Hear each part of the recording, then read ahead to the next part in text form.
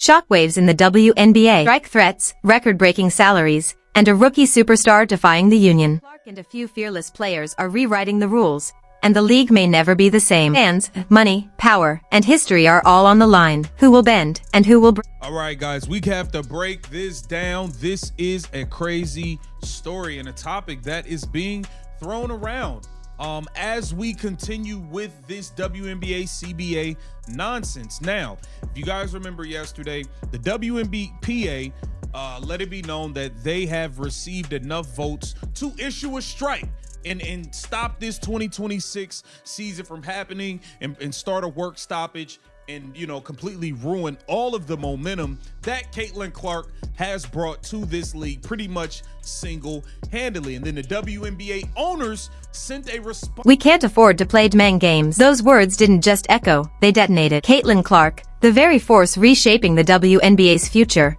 dropped a statement that shattered the league's fragile unity. As 98% of players moved toward authorizing a strike, Clark planted herself firmly on the other side, demanding compromise and real action on the floor, not behind closed doors. Her position directly challenged the union's power move, sparking an instant firestorm and raising one explosive question: did the league's biggest star just break ranks? This wasn't a simple disagreement. It was a seismic fracture, one that could threaten everything she's worked to build. The momentum that Caitlin Clark has brought to this league pretty much single-handedly. And then the WNBA owners sent a response to them, calling them liars, saying you guys are not being honest with the public about the state of these negotiations. They have been fair and legitimate quality offers that have been made in good faith. You guys are liars. Now, we know it was 98% of WNBA players that said yes, but there was some players who did not vote at all,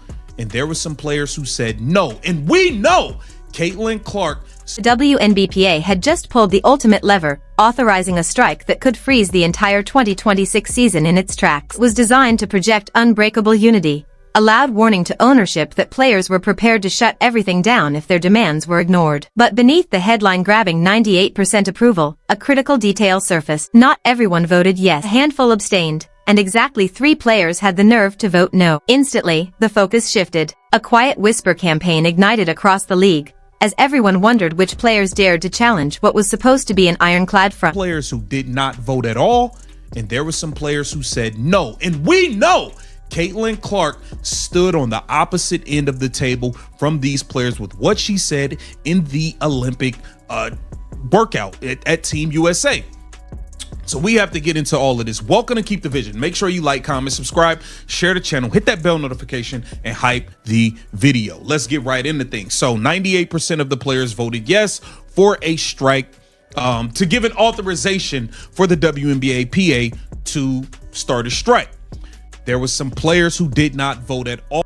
The whispers didn't last long. They locked onto one name, Caitlin Clark. Just days before the vote totals went public, her comments at Team USA camp suddenly took on new meaning, lining up perfectly with the league's quiet dissenters. She never confirmed how she voted, but her words told a different story. Her public call for compromise stood in direct opposition to the union's hardline stance. For many insiders and observers, the dots connected instantly. Clark's message sounded exactly like one of those 3 silent no votes, a stunning act of defiance from a rookie who had already rewritten the record books in viewership and attention. To give an authorization for the WNBA-PA to start a strike.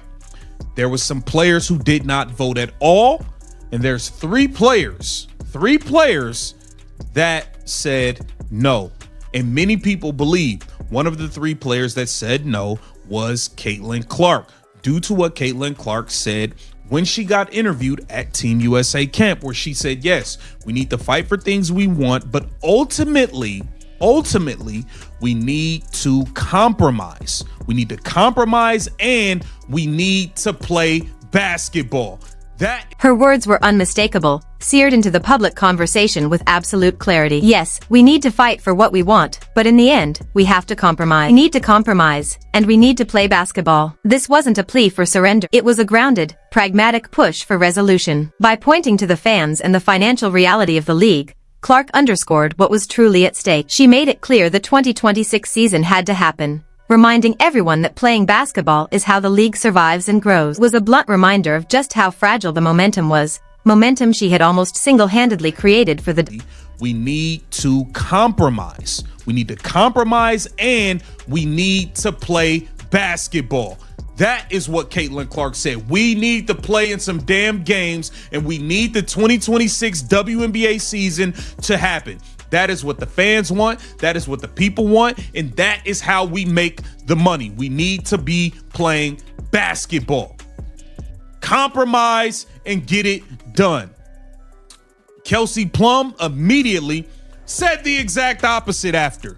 Nafisa Collier and Breanna Stewart at the podium when Unrivaled started said the exact opposite. The contrast was impossible to ignore. Almost immediately after Clark called for compromise, WNBA stars like Kelsey Plum, Nneka Ogwumike, and Breanna Stewart struck a far more aggressive tone. They weren't talking about middle ground, they were pushing strength, pressure, and uncompromising demands. It felt like they were operating on a completely different frequency. Nneka Ogwumike, in particular, tried to project total unity, insisting the players were aligned. But Clark's earlier remarks had already shattered that image. Her words publicly exposed the narrative as incomplete, revealing a deep ideological rift at the very top of the league. Plum immediately said the exact opposite after.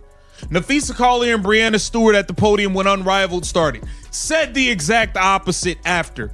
And then Nafisa Collier tried to make it seem like they were all on the same page, and she lied because Caitlin Clark clearly is not on the same page as them. So many people believe that one of the three people that voted no against the WNBPA, giving them the power to authorize a strike, one of those people was Caitlin Clark. And I believe that those three people, their names will be revealed soon at some point.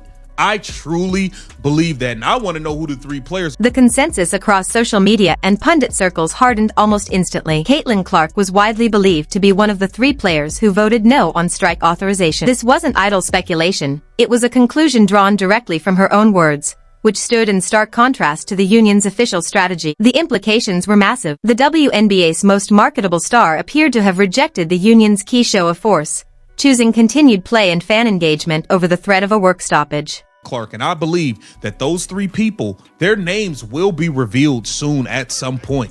I truly believe that, and I want to know who the three players are. I believe that Caitlin Clark is one of the people that said no myself. All of the people out there that believe that you are not alone. I am here. Yeah, I believe Caitlin Clark said no as well. Now, we do have an update on this situation. Alexa Philippou posted an article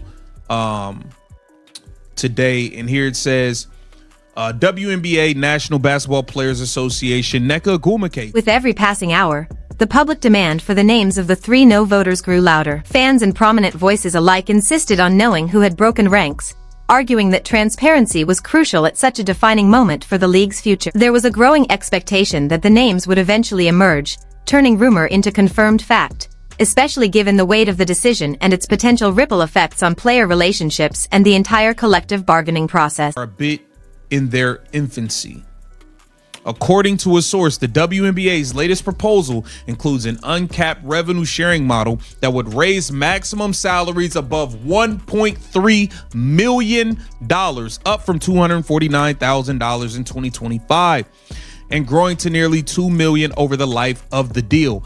Average salaries above $530,000, up from $120,000 in 2025, and growing to more than $770,000 over the life of the deal, and minimum salaries to an excess of. After the strike authorization, Union President Nneka Ogwumike moved swiftly to manage expectations, clarifying that the vote didn't mean a strike was imminent. She framed it as a symbol of unity, a strategic tool for negotiations, emphasizing that players still wanted the 2026 season to go ahead. This effort to soften the narrative felt like a direct response to public concerns over an aggressive stance, likely influenced by visible dissent from players like Clark. Crucially, a strike authorization isn't an automatic trigger. It simply gives the 7-member executive committee the power to vote on initiating a strike if deemed necessary. Ogwumike stressed that while the union now holds this potent leverage, the ultimate goal remains securing a fair deal without halting play. It's a bargaining chip, yes, but also a delicate balance between authority and responsibility. Nearly 30 years,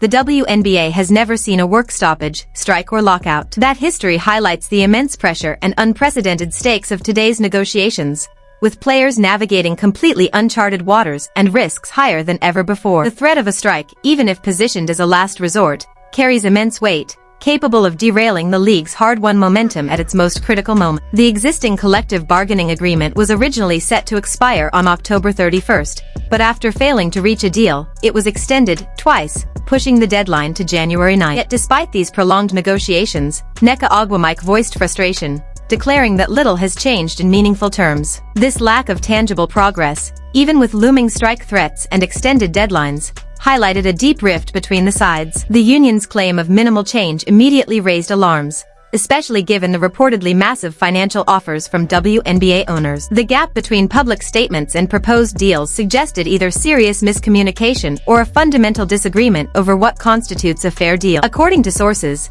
the league's latest proposal included an uncapped revenue-sharing model that could skyrocket player salaries, max salaries climbing above $1.3 million, up from $29,000 in 2025, potentially nearing $2 million over the deal's life, average salaries rising to over $530,000, up from $120,000, and minimum salaries surpassing $250,000 in the first year alone, up from $66,000. Despite these historic increases, Ogwumike dismissed the proposal, declaring it insufficient.